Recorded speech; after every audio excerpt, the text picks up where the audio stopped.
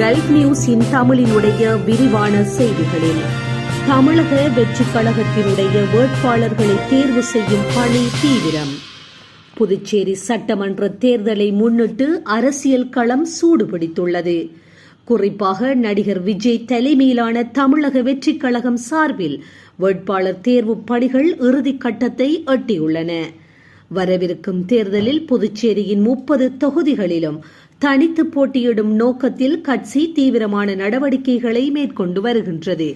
கடந்த சில நாட்களாக தொடர்ந்து நடைபெற்ற ஆலோசனைகளின் மூலம் ஒவ்வொரு தொகுதியிலும் போட்டியிடும் வேட்பாளர்கள் குறித்து விரிவான ஆய்வு செய்யப்பட்டதாக தகவல்கள் வெளியாகியுள்ளன.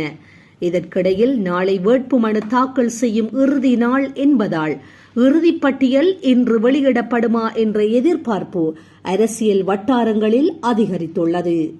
அதிகாரப்பூர்வ தகவல்களின்படி இன்று மாலை 6 மணிக்கு பின்னர் கட்சியின் அதிகாரப்பூர்வ சமூக வலைதளங்களில் வேட்பாளர் பட்டியல் வெளியிடப்பட வாய்ப்பு உள்ளதாக கூறப்படுகின்றது.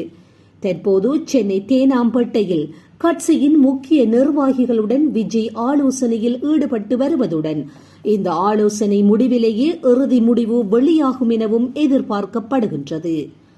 ஆரம்பத்தில் தமிழக வெற்றிக் கழகமானது என்ஆர் காங்கிரசுடன் கூட்டணி அமைக்கும் வாய்ப்பு இருந்ததாகவும், ஆனால் கட்சி இடையிலான கருத்து வேறுபாடுகள் காரணமாக அந்த முயற்சி கைவிடப்பட்டதாகவும் அரசியல் வட்டாரங்கள் தகவல்கள் தெரிவிக்கின்றன.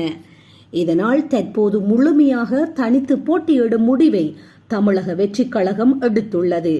மேலும் வேட்புமனு தாக்கல் செய்முறைகள், டம்மி வேட்பாளர்கள் நியமனம் உள்ளிட்ட முக்கிய அம்சங்கள் குறித்தும் மாநில நிர்வாகிகளுடன் விரிவான ஆலோசனை நடைபெற்று வருகின்றது. புதுச்சேரி அரசியல் களத்தில் தமிழக வெற்றிக் கழகமானது புதிய மாற்றங்களை உருவாக்குமா என்ற கேள்வி எழுந்துள்ள நிலையில் வேட்பாளர் பட்டியல் வெளியீட்டை அனைவரும் ஆவலுடன் எதிர்பார்த்து வருகின்றனர்.